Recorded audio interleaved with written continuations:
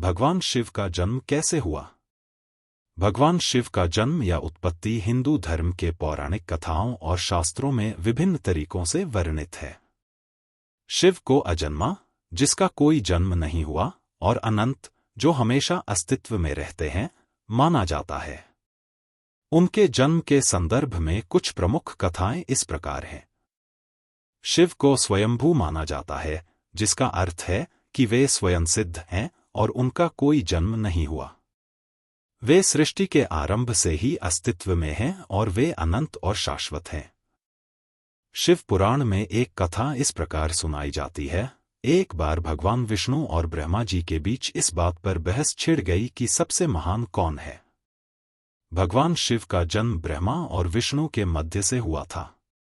यह कथा बताती है कि ब्रह्मा और विष्णु के बीच बहस हो रही थी कि उनमें से कौन श्रेष्ठ है।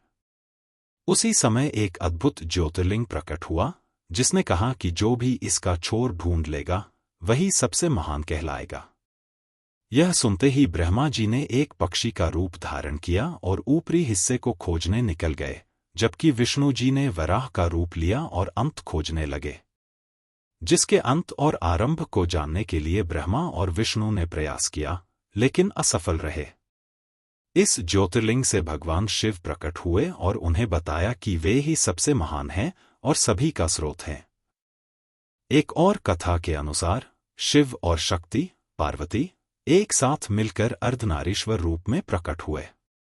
इस रूप में शिव और शक्ति को एक ही शरीर में आधा पुरुष और आधा स्त्री के रूप में दर्शाया गया है, जो यह दर्शाता है कि वे एक दूसरे के बिना अधूरे हैं।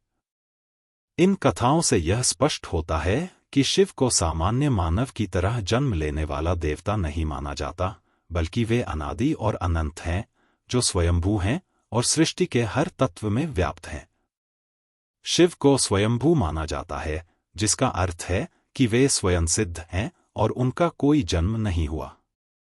वे सृष्टि के आरंभ से ही अस्तित्व में हैं और वे अनंत और शाश्वत हैं।